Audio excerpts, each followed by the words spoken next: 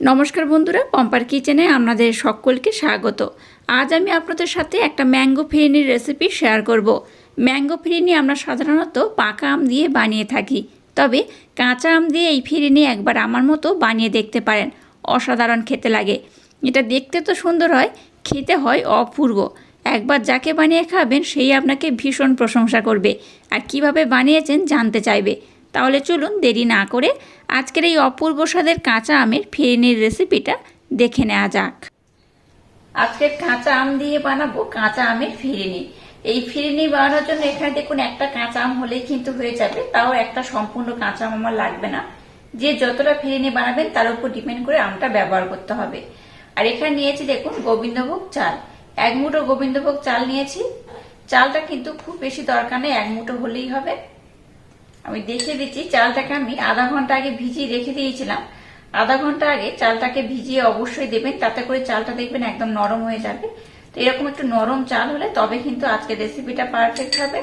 তো যাই হোক, চালটাকে আমি আধা ঘন্টা আগে ভিজিয়ে দিয়েছিলাম আর নিয়ে নিয়েছি একটা আম। চলুন কিভাবে কাঁচা আমের আজকে ফিরিনি বানাবো সেটা দেখে নেওয়া যাক। এবার দেখুন, কাঁচা আমের খোসাটাকে আমি ছাড়িয়ে নেব। এখন কিন্তু বাজারে কাঁচা আম পাওয়া যাচ্ছে, তো কাঁচা আম দিয়ে নানা ধরনের রেসিপি আমি আপনাদের সাথে শেয়ার করবো। আশা করছি আপনাদের ভীষণ ভালো লাগবে। তো আপনারাও খুব সহজে কিন্তু এই রেসিপিটা বানিয়ে নেবেন।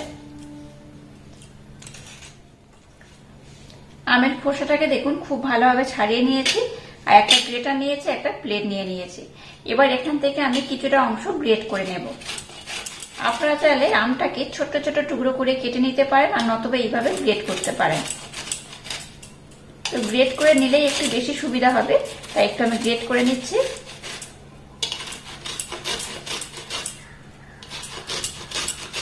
দেখুন, আমের অর্ধেকটা অংশ আমি খুব সুন্দর করে গ্রেট করে নিয়েছি, দেখে বুঝতেই পারছেন। খুব বেশি লাগবে না, একটা আমের এরকম অর্ধেক পোর্শন হলেই হবে। এবার দেখুন, একটা মিক্সির জার আমি নিয়ে নিয়েছি। এর মধ্যে যে চালটাকে আমি ভিজিয়ে রেখে দিয়েছিলাম সেই চালটা দিয়ে দেব। এখানে আমি গোবিন্দভোগ চাল ব্যবহার করছি এক মুঠোর মতো। তো আপনারা চাইলে গোবিন্দভোগ চালের পরিবর্তে নর্মাল চাল দিয়েও বানাতে পারেন, তবে গোবিন্দভোগ চালের খুব সুন্দর একটা স্মেল থাকে, তার জন্য খেতে কিন্তু ভীষণ ভালো লাগে। তাই চেষ্টা করবেন এখানে অবশ্যই একটু গোবিন্দভোগ চাল ব্যবহার করার। আর যে আমটাকে আমি খুব সুন্দর করে গ্রেট করলাম সেটা এখানে আমি দিয়ে দেব। এর মধ্যে দিয়ে দেবো 2 চামচ মিল্ক পাউডার। আর এখানে দিয়ে দেবো 1 ফোঁটা থেকে 2 ফোঁটার মতো ফ্রুট কালার। এখানে ফ্রুট কালার দেখুন গ্রিন কালার যেটা হয় সেটা আমি ব্যবহার করছি। এটাকে আপনারা অ্যাভয়েডও করতে পারেন আর একটু ব্যবহারও করতে পারেন। এখানে ব্যবহার করব সামান্য একটু লিকুইড দুধ। লিকুইড দুধ আপনাদের হাতের কাছে না থাকলে লিকুইড দুধের পরিবর্তে এখানে জলও ব্যবহার করতে পারেন। দিয়ে দেবো 4টে কাজু বাদাম। মিষ্টির জন্য দিয়ে দেবো 2 চামচের মতো ব্লেন্ড করা মিছরি। আপনারা এখানে যে যতটা মিষ্টি পছন্দ করবেন তার উপর ডিপেন্ড করে মিষ্টিটা ব্যবহার করবেন। আচ্ছা, এখানে বলে রাখি, যেহেতু এখানে আমি কাঁচা আম ব্যবহার করেছি, আমটা একটু টেস্ট করে নেবেন। যদি খুব বেশি টক হয় তাহলে মিষ্টির পরিমাণটা একটু বেশি দেবেন, আর যদি আমটা টক একটু কম হয় তাহলে কিন্তু মিষ্টির পরিমাণটা একটু কম দিলেও হবে।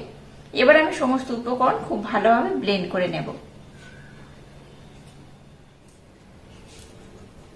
দেখুন, খুব ভালোভাবে এটাকে আমি ব্লেন্ড করে নিয়েছি। চালটা কিন্তু একদম মিহি করে ব্লেন্ড হবে না, হালকা একটু দানা দানা অংশ হবে, সেইভাবে কিন্তু ব্লেন্ড করতে হবে। আর ফুড কালারের পরিমাণটা আপনারা একটু কম বেশি করে দিতে পারেন, আবার অ্যাভয়েডও করতে পারেন। আমি যেহেতু আপনাদের দেখাচ্ছি, যেহেতু আম দিয়ে বানাচ্ছি, একটু সবুজ হলে দেখতে বেশি ভালো লাগবে, তার জন্য একদম অল্প করে আমি ফুড কালার ব্যবহার করলাম। আপনারা কিন্তু এটাকে একদম অ্যাভয়েডও করতে পারেন। যাই হোক, মিশ্রণটাকে আমি রেডি করে নিয়েছি। চলুন এবার আমি নেক্সট স্টেপ আপনাদের সাথে শেয়ার করব। এবার দেখুন, গ্যাসটাকে জেলে দিয়ে একটা ফ্রাই প্যান বসিয়ে দিয়েছি। এর মধ্যে দিয়ে দেবো 1 কাপ লিকুইড দুধ। দুধটাকে আমি কিন্তু ঘন করে আগে থাক থেকে ফুটিয়ে রেখে দিয়েছিলাম, দেখে বুঝতেই পারছেন। এবার দুধটাকে প্রথমে একটু আমি আর একটু ঘন করে ফুটিয়ে নেব। খুব বেশি ঘন করব না, কারণ আমি যেহেতু ঘন করে ফুটিয়ে রেখে দিয়েছি। আপনারা যারা একদম নতুন দুধ মানে জাল দেওয়া অবস্থা ছাড়াই ব্যবহার করবেন, তারা কিন্তু একটু ফুটিয়ে নেবেন। দুধের মধ্যে 1 চামচ আমি কনডেন্স মিল্ক ব্যবহার করছি। যেহেতু আমি মিষ্টি আগে ব্যবহার করেছি, তাই এখন আমি একটু কনডেন্স মিল্ক ব্যবহার করছি। কনডেন্স মিল্ক একটু ব্যবহার করলে কি হবে, যে ফিরনি বানাবো টেস্টটা দ্বিগুণ বেড়ে যাবে, আর দুধটা কিন্তু একটু তাড়াতাড়ি ঘন হয়ে যাবে, খেতেও খুব টেস্টি হবে। আজকে যে কাঁচা আমের ফিরনি বানাচ্ছি, এটা কিন্তু বানানো খুবই সহজ। একবার দেখলে যে কেউ বানিয়ে নিতে পারবে। এটা শুধু দেখতে ভালো হয় না, খেতেও অসাধারণ হয়। আর এটা দেখলে দেখবেন এর প্রেমে পড়ে যাবেন, আর এতটাই অপূর্ব খেতে লাগবে, একবার খেলে বারবার খেতেও ইচ্ছা করবে। দুধটাকে দেখুন আমি আরেকটু ঘন করে ফুটিয়ে নিয়েছি। এবার দেখুন যে মিশ্রণটাকে বানিয়েছি, সেই মিশ্রণটা এখানে আমি দিয়ে দেব। সম্পূর্ণ মিশ্রণটাকে এখানে অ্যাড করছি।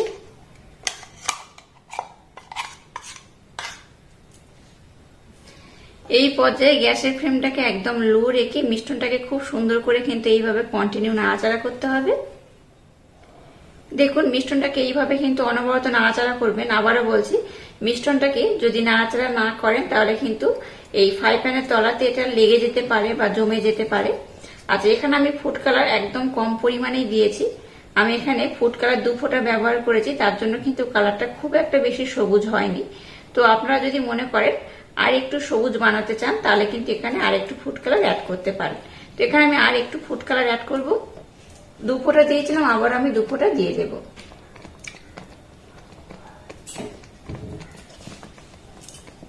গ্যাসের ফ্লেমটাকে লো রেখে মিশ্রণটাকে এইভাবে অনবরত নাড়াচাড়া করবেন। আপনারা যদি মনে করেন ফুড কালার ব্যবহার করবেন না, তাতে করে অ্যাভয়েডও করতে পারেন, কোনো রকম সমস্যা নেই। এই ফিরনি বানানো খুবই সহজ, দেখতে সুন্দর হয়, খেতেও অপূর্ব হয়। আপনারা কিন্তু এই পর্যায়ে একটু টেস্ট করে নেবেন সবকিছুর পরিমাণ ঠিক রয়েছে কিনা। এখানে আমি আরো 2-1 উপকরণ অ্যাড করব।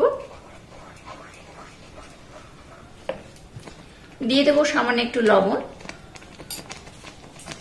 আচ্ছা, এখানে এলাচ পাউডার কিন্তু ব্যবহার করবেন না। কাঁচা আমের ফ্লেভার পেতে গেলে এলাচ পাউডার বা অন্য কোনো স্মেল এখানে কিন্তু দেওয়া যাবে না। তাতে করে কি হবে, এখন যেহেতু একদম নতুন কাঁচা আমের সময় বা কাঁচা আমটা এখন বাজারে পাওয়া যাচ্ছে, এই ফ্লেভারটাই পাবেন না।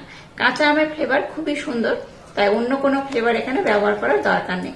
এটাকে দেখুন অনবরত নাড়াচাড়া করতে করতে কতটা ঘন হয়ে গেছে দেখে বুঝতেই পারছেন। এই দেখুন, এটা অনেকটা ঘন হয়ে গেছে, আর এটা যখন ঠান্ডা হয়ে যাবে তখন কিন্তু আরো ঘন হয়ে যাবে। তো এটাকে আমি খুব বেশি ঘন করব না, এটা এইরকমই থাকবে।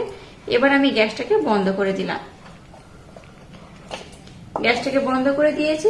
এবার এই মিশ্রণটাকে আমি একটা পাত্রের মধ্যে সার্ভ করে আপনাদের দেখাবো এটা কত সুন্দর হয়েছে। এখানে যে চালটা ব্যবহার করেছি সেটা কিন্তু আমি যেহেতু ভিজিয়ে ব্লেন্ড করে নিয়েছিলাম, তাই খুব ভালোভাবে সুসিদ্ধ হয়ে গেছে।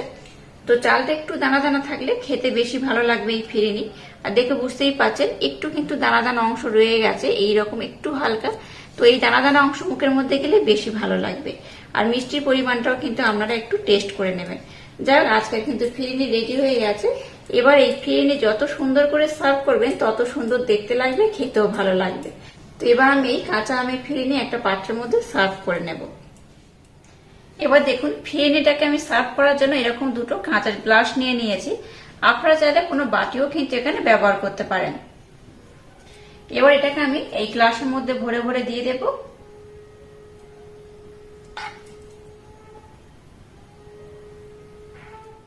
দেখুন এই 2টো গ্লাসের মধ্যে আমি তো সার্ভ করে নিয়েছি, দেখে বুঝতেই পারছেন। আর একটা বাটিও নিয়েছি, অবশিষ্টটাকে এই বাটির মধ্যে আমি নিয়ে নিয়েছি। কত অপূর্ব দেখতে লাগছে দেখুন। এটা দেখতে যেমন সুন্দর, খেতে হয় তেমনই অপূর্ব, অসাধারণ। এবার এটাকে আমি খুব সুন্দর করে ডেকোরেশন করে দেব। ডেকোরেশন করার জন্য কিছুটা আমন্ড নিয়েছি, এইভাবে একদম গ্রেট করে নিয়েছি যাতে দেখতে খুব ভালো লাগে। আপনারা আপনাদের মনের মতো কিন্তু এটাকে ডেকোরেশন করতে পারেন। আমি একটু আমন্ড দিয়ে দিলাম,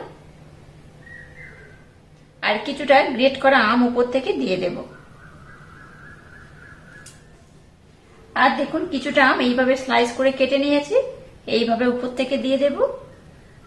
এইভাবে দিলে দেখুন কত সুন্দর দেখতে লাগছে। আর একটু চেরি দিয়ে দেব। চেরি দিলে কি হবে, এটা দেখতে খুব সুন্দর লাগবে। দেখুন কাঁচা আমের ফিরনিগুলো একদম রেডি করে নিয়েছে, আর কত অপূর্ব দেখতে হয়েছে দেখুন। এটা দেখতে যতটা সুন্দর হয়েছে, এটা খেতে কিন্তু ততটাই অপূর্ব, অসাধারণ। এইভাবে একবার যাকে বানিয়ে খাবেন সেই আপনাকে ভীষণ প্রশংসা করবে, আর কিভাবে বানিয়েছেন জানতে চাইবে। এটা এতটাই অপূর্ব দেখতে হয়েছে, এটা দেখেই কিন্তু জিভের মধ্যে দেখুন জল চলে আসছে। এটা এতটাই অপূর্ব দেখতে, শুধু দেখতে নয়, আবারও বলছি, এটা এতটাই অপূর্ব খেতে হয়, একবার খেলে বারবার বানাতেও ইচ্ছা করবে। আর আজকের এই অপূর্ব স্বাদের ফিরনির রেসিপিটা যদি আপনাদের ভালো লাগে, তাহলে চ্যানেলটাকে লাইক, শেয়ার, কমেন্ট এবং সাবস্ক্রাইব করবেন, আর পাশে থাকা বেল আইকনটা প্রেস করে দেবেন। তাহলে টাটা, আবার দেখা হচ্ছে নতুন কোনো রেসিপি নিয়ে।